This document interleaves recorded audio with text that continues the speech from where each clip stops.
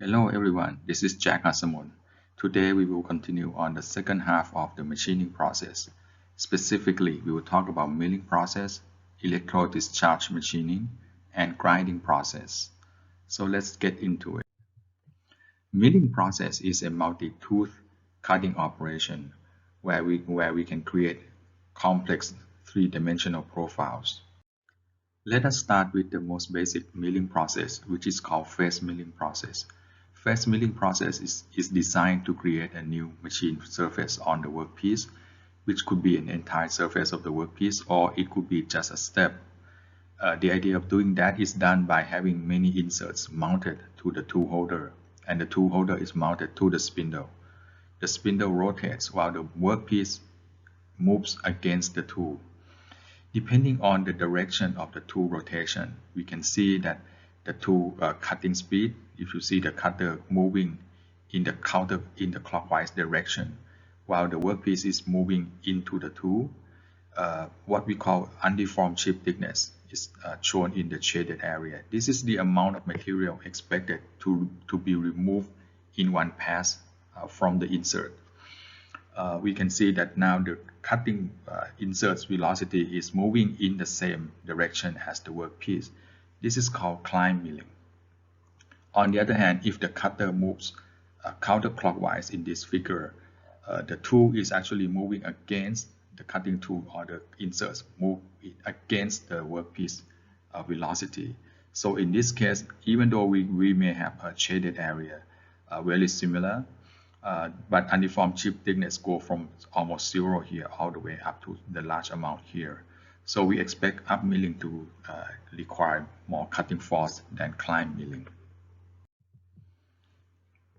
Now the cutting tool has many complex inserts.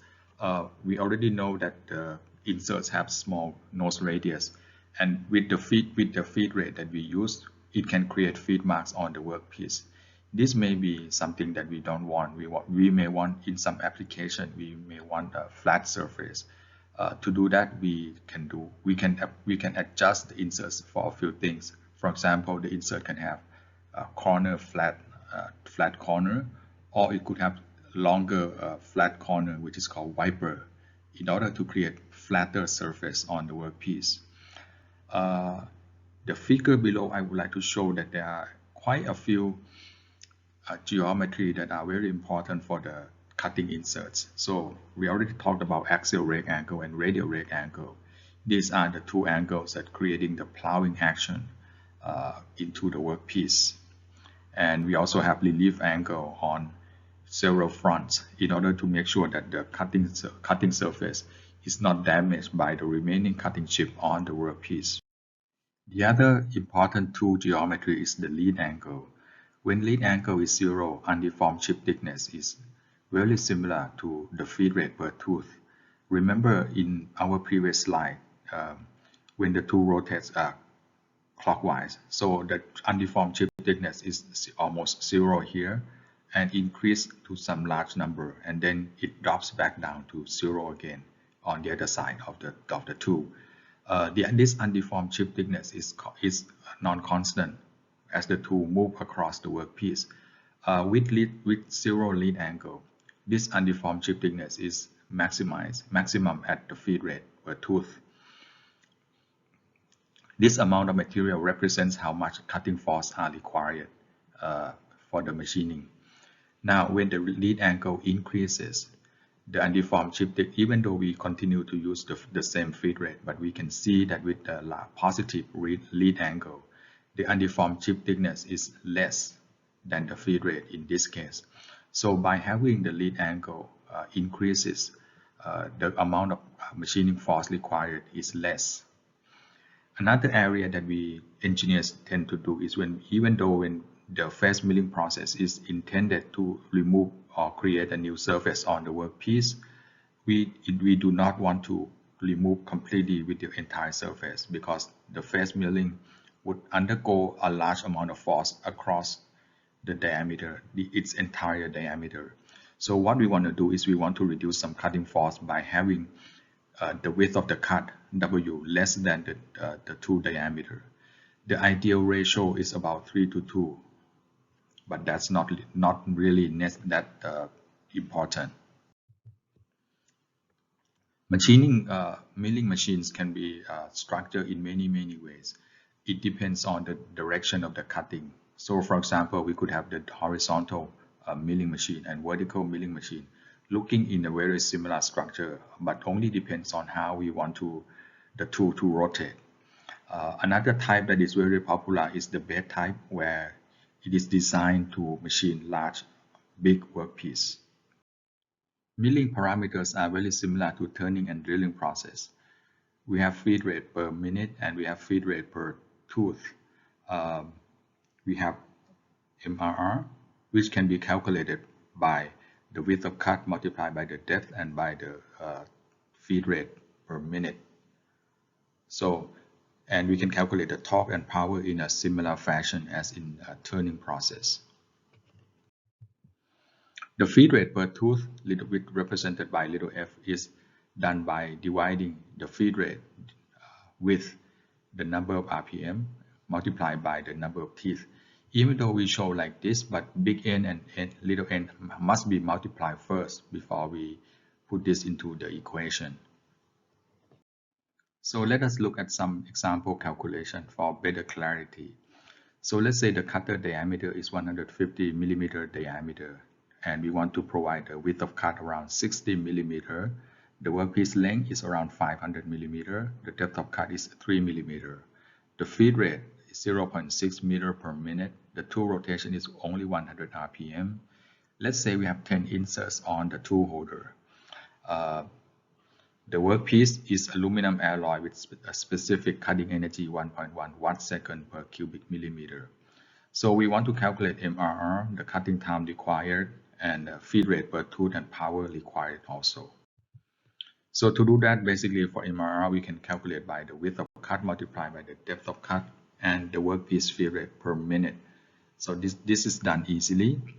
Now for the length of cut or the length of cut, this is the minimum where we set the length of cut around the tool radius. Ideally, we want to have extra space more than this. So typically in the real practical example, the tool center would be somewhere off more than the cutter radius, more than the tool radius on both sides, in order to clear, avoiding the inserts running into the workpiece immediately when we start the cutting, when we start the tool. Here we use only the minimum distance, so we have L plus the tool diameter, and we can estimate the cutting time based on this feed rate little v. The feed rate per tooth, like I said, we multiply the number of teeth with RPM first, and then we divide to put it into the denominator to calculate the feed rate per tooth. Specific energy required can be done easily by using MRR multiplied by specific cutting energy. When we design milling process, there are a few things to keep in mind. First, we would like to make sure that we use standard milling cutter as much as possible to avoid costly cutter. Second thing is the limitation of the milling process itself. There are quite a limitation, for example, in terms of sharp corners, some sharp corners, especially in cavities or in pockets. This could be very difficult for milling process to do. So we may need to design some extra process to create specific features after we do the milling. Last but not least, in milling process, it could be very important if the machine starts to vibrate and create a significant noise. This is called chatter. Chatter and vibration are not good for the machine and for the cutting tool specifically. It may damage the cutting tool and the workpiece. So whenever we run into large vibration on the machine, we want to avoid and adjust the condition to be more smooth. This can be done by adjusting the cutter, the tool holder, and also the process conditions. Besides chatter, there are many things that can go wrong with milling process. For example, when the tool rotates forward, it can create the feed marks. But even on the back side, when the tool rotates back against the already machined surface, these inserts can come into contact with some work material and create the back striking feed mark.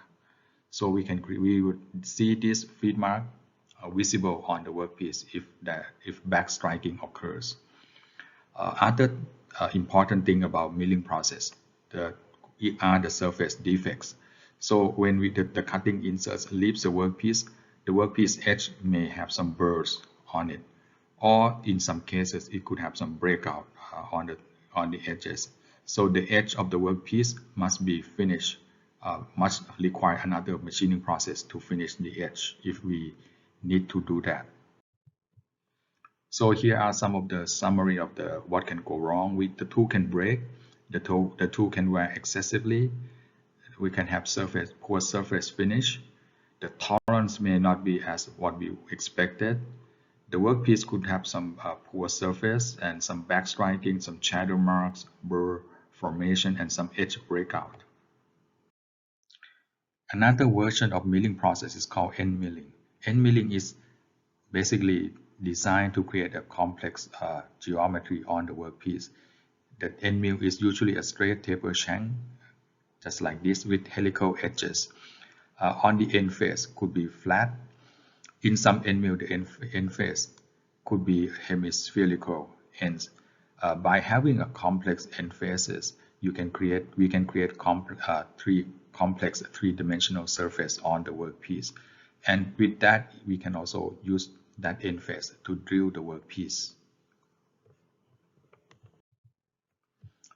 This is another version of similar to face milling where we can create a large amount of machine surface. This is done by slab milling or horizontal milling.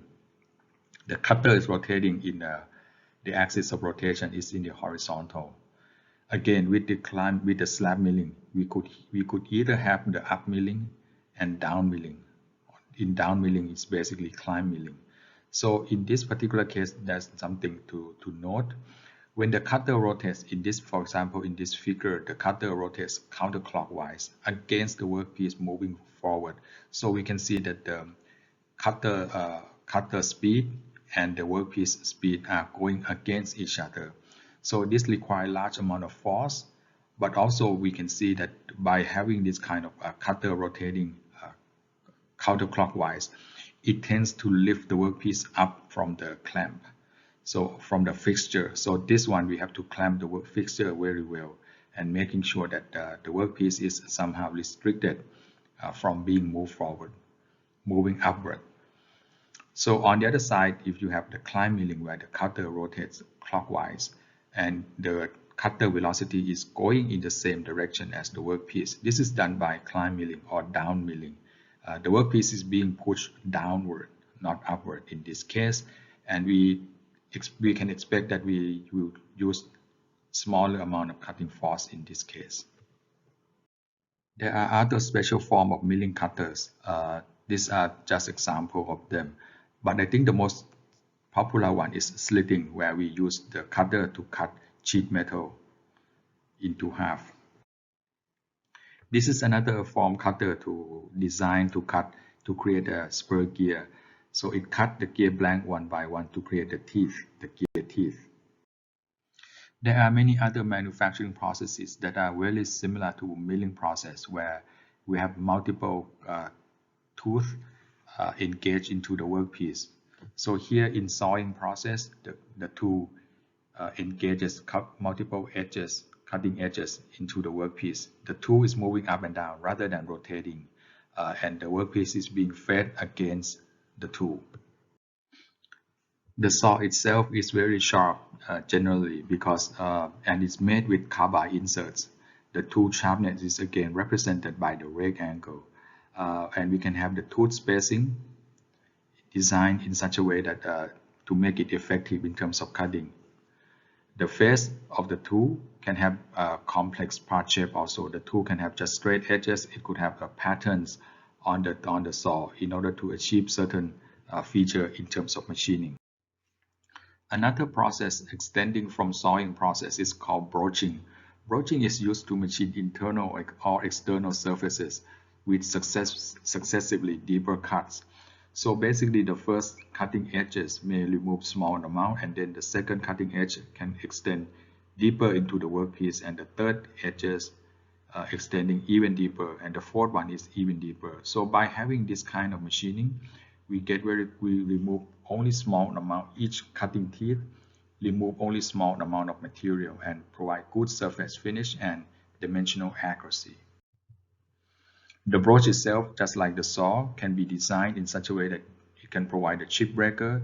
It could be used for many multiple things. The broach can be cylindrical and have multiple portion, multiple region to achieve certain things.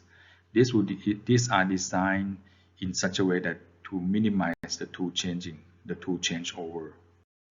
So far, we have talked about using mechanical energies to remove workpiece material. There are other promising technique which is called electro-discharge machining, which is to use electricity to help removing workpiece material. The idea is to have the tool and workpiece material, both of them are conducting electricity, and we apply large voltage across the workpiece and tool in the same circuits. We have small gap between the two, and this will create an arc. This arc would basically remove small amount of material from the tool and from the workpiece. So the tool must be shaped in such a way that to create certain form features on the workpiece. Both tool and workpiece are put in non-conducting liquid, and this liquid is called dielectric. The tool itself can be wire, and the wire again conducting electricity, and it's usually consumable, so we use it only once. Most EDM processes tend to provide low material removal rate. To increase MRR, we need to provide higher electrical current. A few aspects to note is that usually the workpiece would wear out faster than the tool. So that's why we can remove material effectively.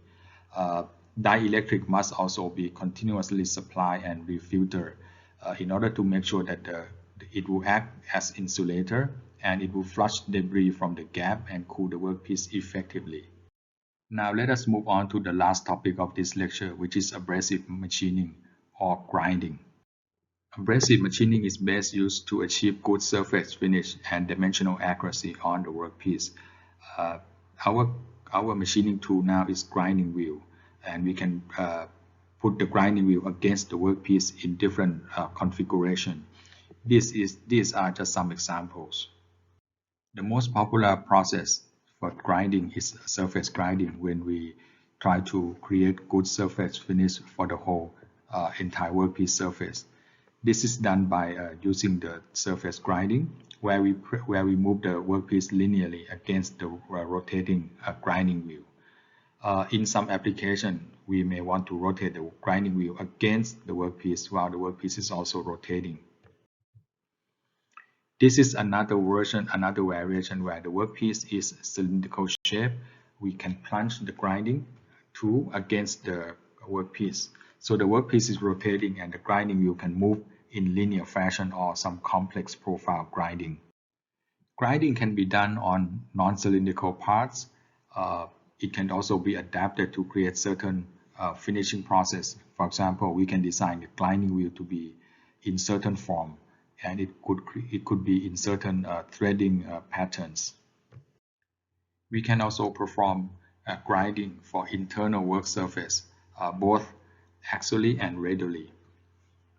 For some application where cylindrical workpiece we cannot locate the center of the cylindrical workpiece, we can use centerless grinding. This is done by not having to mount the workpiece with the head and tail stock. Rather, we use some kind of workless blade to support the workpiece, while having two grinding wheels. One is regulating and the other one is actually doing the removing to rotate the workpiece. And this will create the finishing surface on the workpiece. A few more versions of grinding are honing process, belt grinding, and lapping process, which is used to create flat silicon wafer. Grinding surfaces are made with abrasive grains held together by bonding. The abrasive grains doesn't have to be compacted tightly, so we allow some porosity inside. These abrasive grains are designed specifically to good for certain type of material. So we need to study which type of work material we need to use, and then we select proper grinding wheel. The most popular grain material are aluminum oxide, silicon carbide, cubic boron nitride, or diamond. These grains are small, and it's basically provides some kind of friability, which is the ability for the abrasive grains to fracture into pieces. This would allow self-sharpening for the tool. The bonds for abrasive grains are typically ceramics or resins. Just like milling cutters have standards, the grinding wheels are also have some standard markings. For example, we designate these abrasives for aluminum oxide and silicon carbide. So we designate the type of abrasives, the grain size, the hardness of the grains, how dense it is in the grains, how dense are the grains, and the type of resins or the type of bonds are used for the grinding wheels. These are the standard marking for diamond and CBN grinding wheels. There is also a recommendation for the grinding fluid used for specific work material. If we look at the process closely, each abrasive grain will remove small amount of work material. This is designated by uniform chip length L, uniform chip thickness T. Similarly, we have depth of cut, we have the workpiece feed rate, we have grinding wheel velocity, cutting velocity. Each abrasive grains have negative rake angle, unlike milling cutter where we tend to have positive rake angle. For the negative rake angle, basically this will make the grinding chips undergo larger deformation. The grain force is much smaller than other cutting operations, but since we have a lot of grains, the specific cutting energy for grinding is much higher than other cutting operations. For example, if you compare specific cutting energy from milling and grinding for aluminum alloys, you can see that this is big difference. If you look at some example of calculation, it is very similar to milling operations. So we have given the wheel diameter, the rotating speed in RPM, the width of cut, the depth of cut, and the feed rate. We can calculate the torque and power required for the grinding. We can calculate MRR by the depth of cut multiplied by the width of cut and workpiece feed rate, similarly to the milling process. We can estimate the power required for the cutting by multiplying specific cutting energy with MRR. And we can by using this power, we can estimate the torque and cutting force required. For the thrust force, if we assume that the thrust force is roughly 30% higher than the cutting force, then we can also estimate the thrust force. Grinding process variable selection should be consulted with the grinding wheel manufacturers. We have covered quite a few applications of grinding process here in this lecture. Each of them have some limitation. So please consult grinding wheel manufacturers for specific applications. Well, this is all I want to say for this lecture. If you have any questions, please leave them in our Google Classroom and I'll be happy to answer the question. Thank you and have a good day.